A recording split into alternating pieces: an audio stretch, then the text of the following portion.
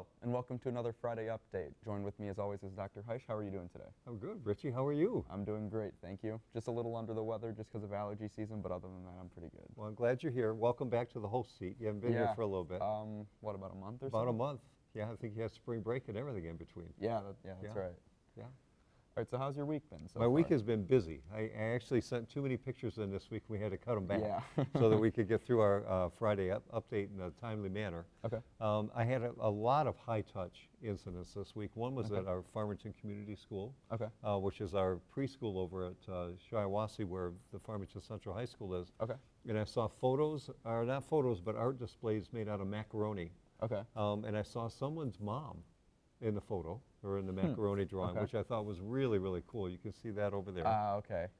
And then I floated through Lanigan, Beachview, Gill, Longacre, all kinds of schools this week. And when I was at Lanigan, I was reminded that it had been Earth Day this week. Yeah, that's right. In one of the classrooms, they had a celebration the day before where they made hats for Earth Day. So they wanted me to take their picture, so I was able to do that while we were at Lanigan. That's cute.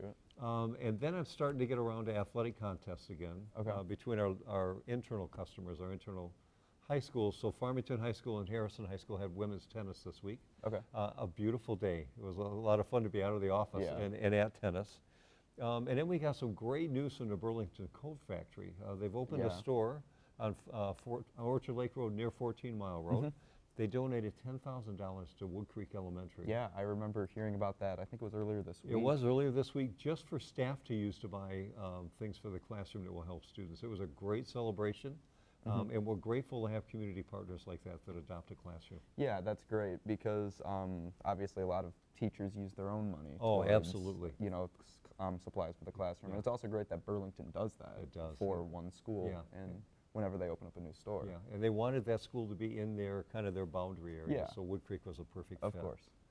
We had some great feedback this week. We had students that were able to attend a voters' rights meeting with Representative Haley Stevens. We had students from both North and Farmington that were there. Oh, okay. So they talked about voters' rights with the federal representatives. It was a great activity. Okay. And then we have a group that helps us with literacy across the district that are a lot of retired educators from Farmington called Civiton. Okay. They have an annual fundraiser where they have a tea where you'll see displays there where we all voted on the best table display and the best book to read. Okay. Dr. Johnson was a guest speaker, really well attended at Longacre this year, and that was a lot of fun. Yeah, it seems like it was a lot of fun. It was a great night. And then I had a chance to go to Power and do mock interviews. Okay. And you had a mock interview story. Yeah, when I did my mock interview 4 years ago, what happened was I got up to do the interview, and then I shake the dude's hand. And then I just found out when he said his last name that it was my friend from my Boy Scout troop. Isn't that neat? Yeah, it was really cool. And I was like, oh my gosh, I know your son Roman. Yeah. And yeah, it was a lot easier because I knew him. Yeah, so made it more comfortable. Yeah, it felt like it was easier to talk to him about it, you know? It's a great activity for students to go through. Oh, yeah, for to sure. be able to experience that. And then at Longacre, as I was walking through the hallways, I came through the 4th and 5th grade area where classrooms are, and students have taken quotes that mean something to them, and they posted them on the outside of their locker. So I took this quote from Jesse Jackson about the only time you should be looking down at someone who's helping them up, which I thought was pretty cool, so I had to have that. Yeah. And then at Farmington Central High School, again, their art program is shocking. That's a papier-mâché giraffe. Wow. That students have done, and they have these papier-mâché displays up in the art room, which was really fun to see. And then at Lanigan Elementary, I saw students in a 4th grade classroom using individual whiteboards and markers to display their answers, so they got great feedback real quickly under efficient and effective. And you were talking about how surprised you were at the math activity they were doing. Yeah, they're using exponents. Like, it's kind of hard to tell, but it's 10 to the 3rd, 10 to the 4th, 10 to the 5th. I mean, ever since, and this is like you said, 4th grade when they're doing it? Yeah. I don't remember starting exponents till I was in 8th grade, and that was when I was taking Algebra 1. And you're going to Michigan Tech Yes, to be an engineer. Correct. Right. And it's just, I mean, because I'm using exponents all the time in my chemistry class, my calculus class. Yeah. So it's just nice to see that it's getting early exposure to the exponents and just that type of math, too. Yeah, the expectations are really high for students nowadays. Oh, yeah. A lot of high expectations. I mean, with good reason, of course. Yes. And then under my why, I was reminded this week of why schools are important for kids. At Visions, one of the signs that students have put up says, "Visions is our happy place."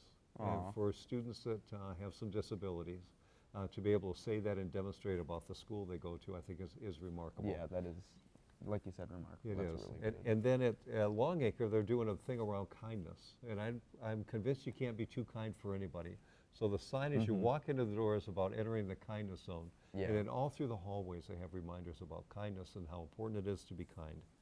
And then the last activity I went to this week was this morning at Hillside. Okay. And this is a picture of them opening up their leadership day. So again, they brought community members and parents in today to talk about how the 7 habits of highly effective people is impacting them as learners and leaders. I remember. And then they that. were demonstrating to the business community how that is helping making them better citizens. So it was really, really cool. Yeah, I remember learning the 7 Habits of Healthy Living, and this, I want to say, was about that time. Yeah. Like you said, 5th grade. Like Yeah. it was the 5th graders that were doing that. Yeah. Yeah, because I think that was the age when Yeah. when that happened with me. And at Hillside, it's the whole building that's Oh, wow. learning about it. So it's a really Yeah. a great program. And they did a great day today at Leadership Day. Yeah. Well, you had a very jam-packed week. I did. It was fun. A lot Yeah. of fun. Oh yeah, I could only imagine. All right, well, thank you for joining us as always. Thank you. I've been Richie Gentleman, signing off.